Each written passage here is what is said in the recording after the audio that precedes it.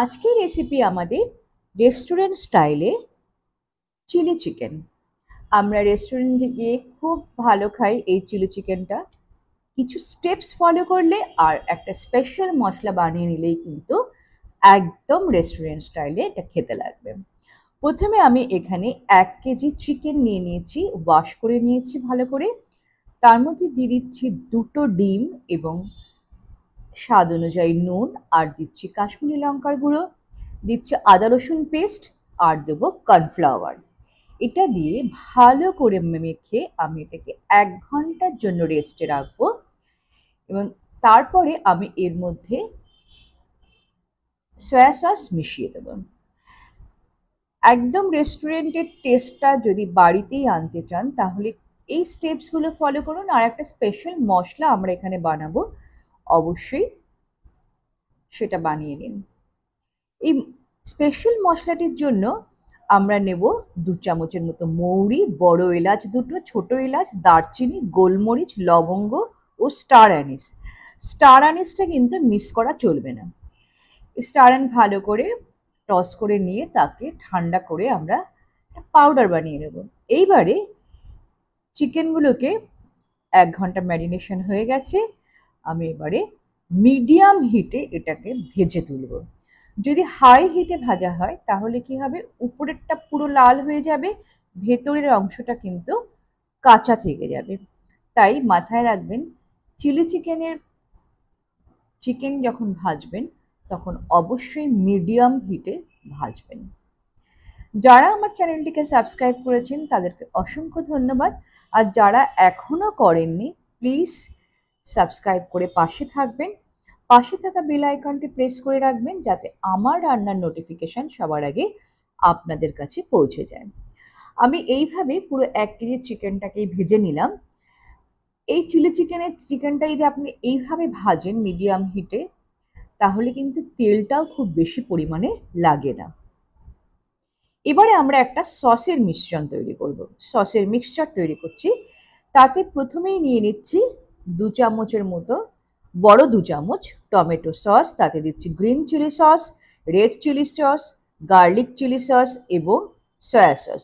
সবই কিন্তু 2 চামচ পরিমাণে করে নেব আমরা। নিয়ে এই মিক্সচারটাকে ভালো করে বানিয়ে রেখে দেব। ভাজা পরে যেটুকুনি তেল থাকবে ওই তেলেই কিন্তু আমরা চিলি চিকেনটা রান্না করে নেব। তার মধ্যে দিয়ে দিচ্ছি প্রথমেই গ্রেটেড করে রাখা জিঞ্জার, আর দেব গার্লিক কুচি,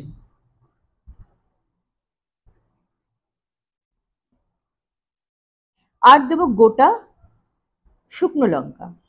এখানে প্রায় 10-12টার মধ্যে আমি ব্যবহার করেছি, কারণ এই যে শুকনো লঙ্কার ভাজার যে একটা স্মেল, এই স্মেলটা কিন্তু পুরো রান্নায় একটা অনন্য স্বাদ এনে দেবে।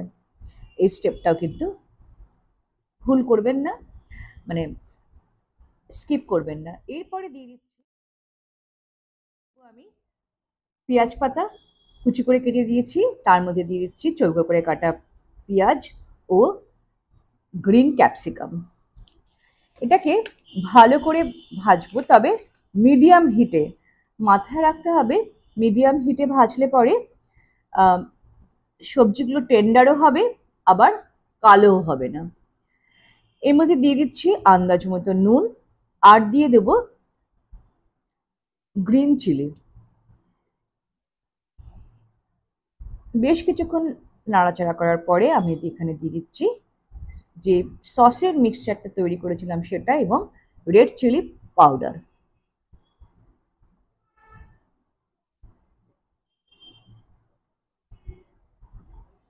বাটিটা ধুয়ে আমি এখানে জল দিয়ে দেবো, সবজিগুলো যাতে একটু সেদ্ধ হয়। সবটাই কিন্তু মিডিয়াম হিটে হবে, হিট কিন্তু বাড়ানো কোনোভাবেই যাবে না।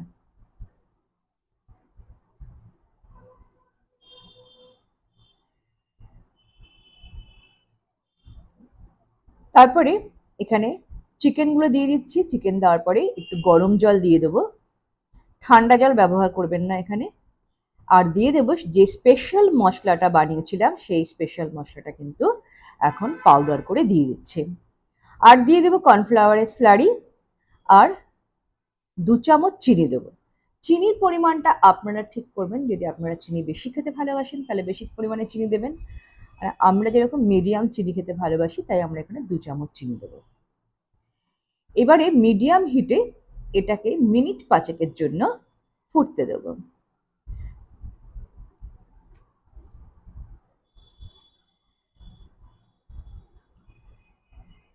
এখানে ঢাকা দেওয়ার কোনো প্রয়োজন নেই, কারণ ঢাকা দিলে পরে সবজিগুলো একেবারে নেতিয়ে পড়বে, সেটা করা যাবে না। আর কর্নফ্লাওয়ারের স্লারি দিয়ে ভালো করে মিশিয়ে নিতে হবে, এবং কর্নফ্লাওয়ারের স্লারি দেওয়ার পরে কিন্তু জাস্ট 2 থেকে 3 মিনিট পরেই গ্যাসের চুলাটা সম্পূর্ণভাবে অফ করে দেব। তাহলে আমাদের তৈরি হয়ে গেল রেস্টুরেন্ট স্টাইলে চিলি চিকেন। এবার এটা পরিবেশন করার পালা। পরিবেশনের সময় রোস্টেড তিল দিয়ে পরিবেশন করুন। বাড়িতে ঠিক এইভাবে বানিয়ে আমাকে কমেন্ট করে জানাতে ভুলবেন না ঠিক কতটা ভালো হয়েছে খেতে। তাহলে আসছি নতুন নতুন রেসিপি।